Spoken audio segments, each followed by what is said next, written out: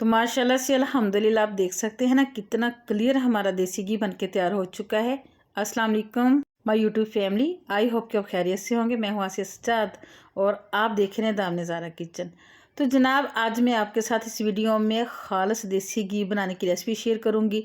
आपको बताऊँगी किस तरीके से आप घर की मलाई से सिर्फ 5-7 मिनट में बहुत आसानी के साथ बगैर इलेक्ट्रिक बीटर के मक्खन निकाल सकते हैं, जो कि बिल्कुल प्योर हो और अगर झटपट से बन के तैयार हो जाएगा।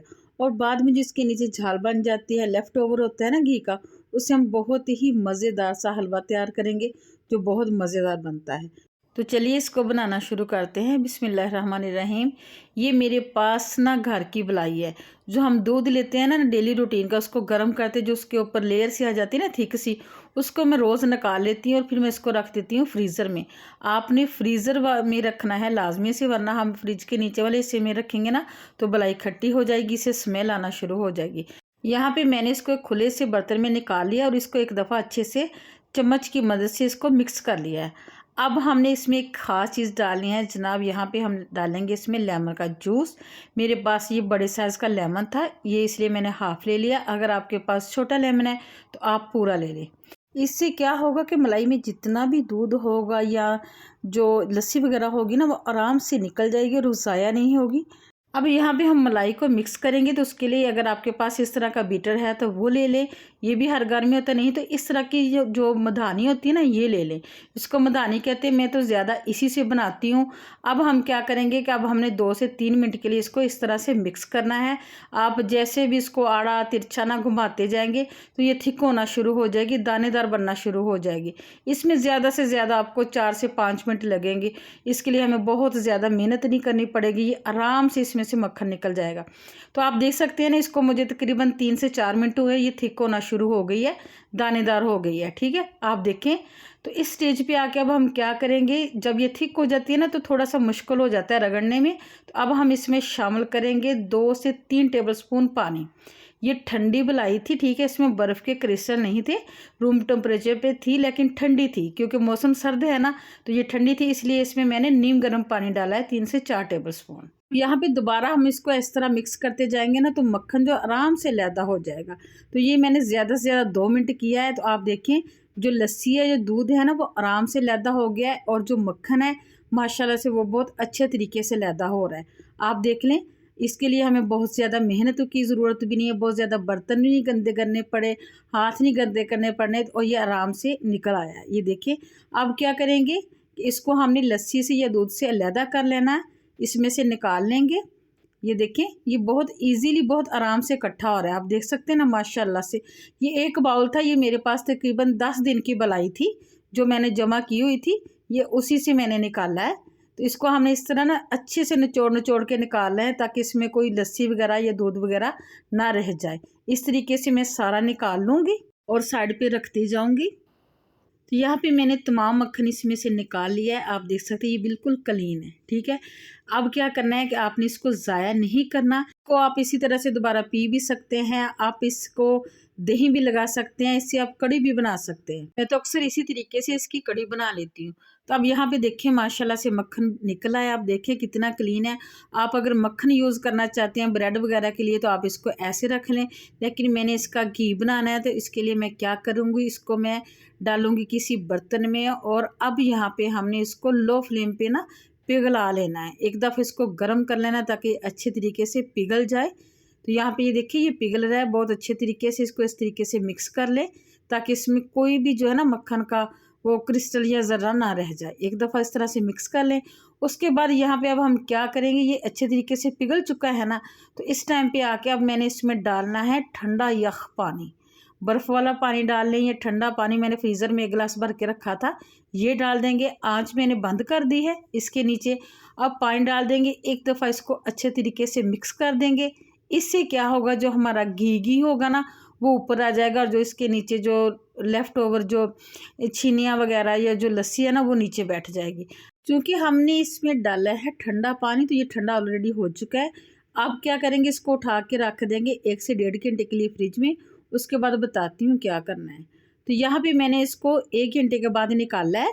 ठीक है, और ये देखिए जो घी है वो ऊपर आ चुका है। तो अब क्या करेंगे, एक साइड से घी को साथ लगा देंगे इस तरीके से, और हमने जो पानी डाला था, जहाँ हल्की फुल्की इसमें जो लस्सी रह गई थी ना, वो लैदा हो गई है। अब एक बर्तन लेंगे, उसमें जो लस्सी है ना वो हम निकाल देंगे। ठीक है, इस तरीके से सारी निकाल दें, ये बहुत इजीली निकल जाएगी। जो घी है वो हमारा जमा हुआ है वो साइड पे रह जाएगा। और जो इसमें क्रिस्टल आ रहे हैं ना घी के या मक्खन के, जो ज़र्रे हैं ना वो हमने नहीं निकालने, वो छलनी की मदद से हम दोबारा इसमें से निकाल लेंगे। और जो इसका पानी है, बिल्कुल जो प्लेन सी थोड़ी सी लस्सी है ना, वो हमने फेंक देनी है। और जो इस तरह के जो क्रिस्टल्स हैं ना, वो हमने सारे इसमें से निकाल लेने हैं। क्योंकि जो बड़ी बड़ी बेकरियों पे मिठाइयाँ वगैरह बनती हैं ना, जो जिसको खोया बोलते हैं या जिसको मावा बोलते हैं, वो इस तरीक़ा की जो फुटकड़ी सी होती है ना, इसमें से वो निकाल लेते हैं। वही मिठाइयों में यूज़ करते हैं, वही हलवों में यूज़ करते हैं और एक तीर से दो शिकार करते हैं। तो वो सारा निकाल लेंगे। तो यहाँ पे मैंने निकाल लिया। अब चलते हैं दोबारा से चूल्हे की तरफ। तो अब यहाँ पे मैंने चूल्हे पे इसको रख दिया है। आंच बिल्कुल लो है, आंच हमने बिल्कुल हाई नहीं करनी वरना ये जल्दी से जल जाएगी। क्योंकि ये घी तो बिल्कुल बन के तैयार हो चुका है, बस हल्की आंच पे इसको पिघलने के लिए रख देंगे। दूसरी साइड पे यहाँ पे मैंने पैन लिया, उसमें मैंने डाली है 2 टेबलस्पून के बराबर सूजी। ठीक है, सूजी को हम यहाँ पे भून लेंगे, फ्राई कर लेंगे अच्छे तरीके से। जैसे ये हल्की सी डार्क हो जाएगी ना, भून जाएगी, तो हम इसके नीचे आंच बंद कर देंगे। और दूसरी तरफ पे जो हमारा घी है वो भी पिघल चुका है। आप देखिए इसके ऊपर हल्की हल्की झाग है। और जो हमने सूजी भूनी है ना, वो इसमें शामिल कर देंगे। ठीक है, जैसे जैसे ये सूजी इसके अंदर जो है ना दोबारा से घी में भुनती जाएगी, तो जो इसमें हल्की सी एक्स्ट्रा जो लस्सी होगी, जो भी खट्टापन होगा ना, वो सूजी के अंदर आ जाएगा। और जो हमारा घी है वो बिल्कुल क्लीन बन के तैयार होगा। हल्की आंच पे 1 से 2 मिनट इसको पकाएंगे। या हमें इसके अंदर ये झाग नहीं चाहिए, अगर झाग घी में होगी तो घी से स्मेल भी आएगी और हमारा जो घी है वो ख़राब होगा। अब इसमें मैंने डाली है 2 अदद इलायची, मुंह खोल के इलायची के मैंने वो डाल दिए। इससे हमारे घी के अंदर बहुत ज़बरदस्त खुशबू आएगी और जो एंड पे हलवा बन के तैयार होगा ना, वो भी बहुत मज़े का होगा। तो यहाँ पे आप देखिए ना, बिल्कुल क्लीन हो गया घी, आप देख सकते हैं। अब मैंने इसके नीचे आंच बंद कर दी है। अब इसको मैं स्टेन कर लूँगी, किसी बाउल वगैरह में निकाल लूँगी। और इसके नीचे जो वेस्ट है ना, वो हमने इसी पतीले में रहने देना है। ठीक है, अब यहाँ पे देखिए, यहाँ पे मैंने एक स्टेनर ले लिया और जो घी की है वो हमने इसमें से निकाल लेना है। इस तरह से छान के जो सूजी हमने डाली थी वो बाउल में रह जाएगी, पतीले में रह जाएगी, वो नहीं हमने निकालनी। और ये देखिए माशाल्लाह से कितना ज़बरदस्त, देख सकते हैं ना आप, बहुत प्यारा हमारा घी निकल चुका है। मैं इसी तरीके से बना लेती हूँ। मैं घर का घी यूज़ करती हूँ जो प्योर भी होता है, हमारी सेहत के लिए अच्छा होता है, खालिस होता है। तो आप देखें माशाल्लाह से कितना खूबसूरत घी निकल आया है। आप किसी भी डिब्बे या जार वगैरह में डाल के इसको सेव करके रख सकते हैं। तो आप यहाँ पे देखिए, इसके अंदर आप देखेंगे ना छोटे छोटे से क्रिस्टल है। ये आप समझ ले मावा है या ये खोया है, आप कुछ भी समझ ले। दोबारा से इसको चूल्हे पे रखेंगे, 1-2 मिनट के लिए भून लेंगे ताकि इसमें जो भी पानी या लस्सी वगैरह वो अच्छे से खुश्क हो जाए। उसके बाद इसमें क्या करेंगे कि हम शामिल करेंगे 2 टेबलस्पून चीनी। ठीक है, चीनी डाल के हमने मज़ीद इसको 1 मिनट के लिए भून लेना है।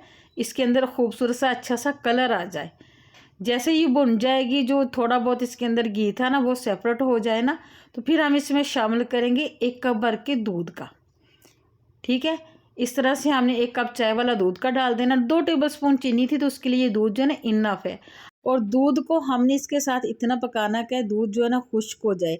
जैसे ही दूध खुश्क हो जाए कि इसके अंदर बहुत अच्छा सा मावा, जिस तरीके से बर्फ़ी का टेस्ट आता है ना, इसी तरीके से मज़ेदार सा इसके अंदर टेस्ट आएगा, जैसे इसमें खोया डाला हो या मावा डाला हो। तो ठीक है, हमने इसको 2 से 3 मिनट के लिए मज़ीद भून लेना है ताकि दूध खुश्क हो जाए और जो है ना लगा वो बर्तन को छोड़ने लगे, इतना हमने इसको पकाना है। तो यहाँ पे आप देख सकते हैं ना, बहुत अच्छे तरीके से ये भुन चुका है, इसका कलर चेंज हो चुका है और ये बर्तन को भी छोड़ने लगा है। अब हम क्या करेंगे, हमने इसकी आंच बंद कर देनी है और इसको निकाल लेना है। तो यहाँ पे ये देखिए, मैंने इसको प्लेट में निकाल लिया। तो माशाल्लाह अल्हम्दुलिल्लाह हमारी दोनों चीज़ें बहुत ज़बरदस्त तैयार हो चुकी है। तो व्यूअर्स, अगर इस टाइम पे आके आपको मेरी रेसिपी अच्छी लगी हो तो आपने लाइक शेयर ज़रूर करना है। चैनल पे नहीं है तो चैनल को तो आपने लाजमी से सब्सक्राइब करना है। तो अगर आपको मेरी रेसिपी अच्छी लगी हो तो आपने कमेंट करके ज़रूर बताना है। तो इजाज़त दीजिए इसी अच्छी बात के साथ कि वक्त का काम तो है गुजरना, बुरा हो तो सब्र करो, अच्छा हो तो शुक्र करो। मिलेंगे नेक्स्ट वीडियो में नेक्स्ट रेसिपी के साथ। अल्लाह हाफिज़।